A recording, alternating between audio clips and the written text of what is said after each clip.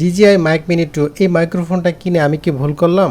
এত দামি মাইক্রোফোন, এটা আসলে আমার কেনা উচিত হয়েছে কিনা? তো চলুন মাইক্রোফোনের মধ্যে আসলে কি দেওয়া আছে সেটা আগে দেখে নিই। বক্স কন্টেন্ট খুললেই প্রিমিয়াম একটা পাউচ দেখতে পাচ্ছি।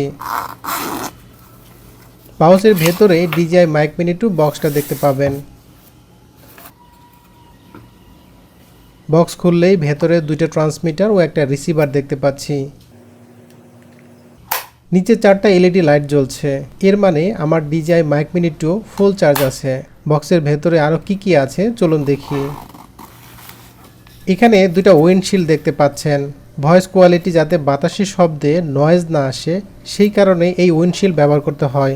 এরপর দেখতে পাচ্ছি একটা সি টাইপ চার্জিং কেবল।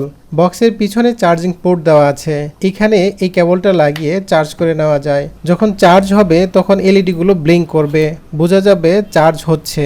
আর ফুল চার্জ হয়ে গেলে এলইডি বন্ধ হয়ে যাবে, তখন আর কোনো ধরনের ব্লিঙ্ক করবে না।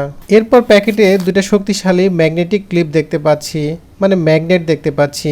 এই ম্যাগনেটগুলো ট্রান্সমিটারের সাথে লাগিয়ে ব্যবহার করতে হয়। এরপরে আরেকটা ছোট প্যাকেটের মধ্যে DJI লোগো সহ কভার দেখতে পাবেন। ইচ্ছে মতো এই কভারগুলো চেঞ্জ করে নেওয়া যায়। মোবাইল ভার্সনটাতে দুইটা এক্সট্রা কভার দেওয়া থাকে, আর যদি আপনি ক্যামেরা ভার্সন নিতে পারেন তাহলে একসাথে অনেকগুলো কালারের কভার দেওয়া থাকে। DJI মাইক মিনি 2 যে ট্রান্সমিটার আছে, এই ট্রান্সমিটারগুলো চার্জ করার জন্য জাস্ট বক্সের মধ্যে বসিয়ে দিলেই হয়, আপনার কাজ শেষ। যখন ফুল চার্জ হয়ে যাবে তখন অটোমেটিক চার্জ করা বন্ধ করে দেবে, আর যখন চার্জ দরকার হবে তখন সে আবার অটোমেটিক চার্জ নিয়ে নেবে। বক্সের মধ্যে এখন মূল ইউনিটটা সি টাইপ যে রিসিভার, এইটা দেখতে পাচ্ছেন। এই রিসিভারের মধ্যে দুইটা বাটন আছে, সামনের দিকে একটা এবং ডান পাশে একটা। সামনের দিকে যে বাটন আছে এটা হচ্ছে নয়েজ ক্যান্সেলেশন বাটন। এখানে সুইচ মোড আছে, একদম বাম পাশে বন্ধ থাকে, যদি একটু সুইচ করে মাঝখানে দেওয়া যায়, এলে দেওয়া যায়, তার মানে নো, তার মানে এখানে হবে হচ্ছে লো নয়েজ ক্যান্সেলেশন। এবং সুইচ করে যদি আমরা ডান পাশে দিয়ে দেই তাহলে এটা হাই মোডে কাজ করবে, মানে হাই নয়েজ ক্যান্সেলেশন কাজ করবে। এবার চলুন ফোনের সাথে কিভাবে কানেক্ট করতে হবে সেটা দেখে নেই। এই রিসিভারটা ফোনের সি টাইপ চার্জিং পোর্টে সামান্য একটু প্রেস করলে আটকে যাবে। এরপরে ডান পাশে দুইটা ব্লু কালারের এলইডি ব্লিঙ্ক করতে থাকবে। এটা ব্লিঙ্ক দুই রকমের করে, যখন ট্রান্সমিটার এবং রিসিভারের সাথে কানেক্টেড অবস্থায় থাকে, মানে কানেক্ট আগে থেকে করা থাকে, তখন স্লো মোশনে ব্লিঙ্ক করবে। যখনই বক্স থেকে ট্রান্সমিটারটা বের করে নেবেন তখন কানেক্ট হয়ে যাবে। আর নতুন করে যদি আপনারা কানেক্ট করতে চান সেই ক্ষেত্রে এখানে লিঙ্কিং বাটন আছে। লিঙ্কিং বাটন দুই পাশেই দেওয়া থাকে, অর্থাৎ রিসিভারও লিঙ্কিং বাটনটা দেওয়া আছে এবং ট্রান্সমিটারও লিঙ্কিং বাটনটা দেওয়া আছে। প্রথমে রিসিভারের মধ্যে আমরা যে লিঙ্ক বাটনটা আছে এটা 2 থেকে 3 সেকেন্ড চাপ দিয়ে ধরে রাখবো। এরপরে দেখতে পাবেন এখানে যে এলইডি আছে এটা দ্রুত ব্লিঙ্ক করবে। একইভাবে ট্রান্সমিটারের যে লিঙ্ক বাটনটা আছে এটাও 2-3 সেকেন্ড এইভাবে চাপ দিয়ে ধরে রাখতে হবে, তাহলে দেখবেন যে এখানেও ব্লিঙ্ক করছে। এখন এই দুইটা ট্রান্সমিটার এবং রিসিভার দুইটা একে অপরের সাথে কানেক্ট হয়ে যাবে। একইভাবে যদি আপনি ব্লুটুথের মাধ্যমে কানেক্ট করতে চান তাহলে ব্লুটুথ অপশনটা ফোনের মধ্যে চালু রাখতে হবে। ফোনের ব্লুটুথে আপনারা দেখতে পাবেন ফোনের ব্লুটুথে কিন্তু এই ট্রান্সমিটারটা দেখাবে, মানে ট্রান্সমিটার শো করবে। সেই ক্ষেত্রে যখন ব্লুটুথের সাথে কানেক্ট হয়ে যাবে তখন ব্লু কালার এলইডি জ্বলবে। আরেকটা বিষয় বলা হয় নাই, নয়েজ ক্যান্সেলেশন যখন চালু করবেন তখন কিন্তু এলইডি ইয়েলো কালার হয়ে যাবে। বাম পাশে আরেকটা এক্সট্রা এলইডি দেওয়া থাকে, যেটা ইয়েলো কালার হলে বুঝতে হবে যে নয়েজ ক্যান্সেলেশন চালু হয়েছে। আচ্ছা, এবার আমরা ফোনের সাথে কিভাবে কানেক্ট করতে হয় সেটাও বুঝতে পারলাম, এবং কিভাবে ব্লুটুথের মাধ্যমে কানেক্ট করতে হয় কোনো ধরনের রিসিভার ছাড়া সেটাও আমরা দেখতে পারলাম। যেহেতু এখন ট্রান্সমিটার এবং রিসিভারের সাথে আমাদের লিঙ্ক হয়ে গেছে, এখন আমরা ভয়েস ওভার দিতে পারি। ট্রান্সমিটারের সাথে এক্সট্রা ক্লিপ দেওয়া থাকবে, মানে ট্রান্সমিটারের মধ্যে যে দুইটা ক্লিপ আছে, দুইটা ট্রান্সমিটারের সাথে দুইটা ক্লিপ আছে, ক্লিপগুলো কিন্তু খুলে ফেলা যায়, মানে ডিটাচ করা যায়। আপনি এইখানে আপনি যে ম্যাগনেট যে দেওয়া আছে দুইটা ম্যাগনেট, এই ম্যাগনেট কিন্তু বসিয়ে আপনি জামার সাথে ব্যবহার করতে পারবেন। মানে অনেকে জামার ভেতরে এই মাইক্রোফোনটা রাখে, বাহিরের দিকে যে ম্যাগনেট আছে এই DJI লোগো সম্বলিত এটা বাহিরে রাখে, তো দেখতে আসলে ইউনিক লাগে, খুব ভালো লাগে। মনে হয় যে কোনো একটা লোগো অথবা শার্টের বোতাম এখানে আছে। এখানে যে মাইক্রোফোন কাজ করছে এটা কিন্তু বোঝা যায় না। এবং এখানে যে ম্যাগনেট ব্যবহার করা হয়েছে এটা কিন্তু প্রচণ্ড শক্তিশালী, কোনো অবস্থাতে খুলে পড়ার কোনো সম্ভাবনা নাই।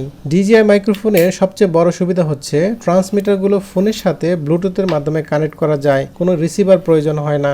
এছাড়া অ্যাকশন ক্যামেরা, পকেট ক্যামেরা এইসব ডিভাইসের সাথে কানেক্ট করতে কোনো ধরনের রিসিভার প্রয়োজন হয় না। মানে যদি আমাদের কাছে DJI অ্যাকশন ক্যামেরা থাকে অথবা DJI আমাদের পকেট যে ক্যামেরাগুলো আছে, পকেট 3, পকেট 4, এই ক্যামেরাগুলোর সাথে কানেক্ট করার জন্য কোনো ধরনের রিসিভার প্রয়োজন হয় না, সরাসরি আমরা এই ট্রান্সমিটার এবং DJI যে ডিভাইস আছে, যে ক্যামেরা আছে, সেটার সাথে কানেক্ট করা যায়। এবার আসা যাক সাউন্ড কোয়ালিটি কেমন।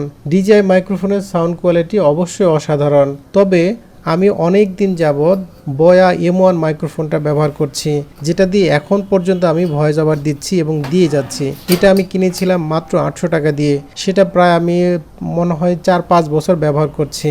এই 800 টাকা মাইক্রোফোনের সাথে যদি আমি DJI মাইক মিনি 2 এই মাইক্রোফোনের কম্পারিজন করি, তাহলে আমার কাছে খুব আহামরি পার্থক্য মনে হয় না। তাহলে মানুষ কেন DJI মাইক মিনি 2 এত টাকা দিয়ে কিনবে, যেটার দাম প্রায় 10,000 টাকা?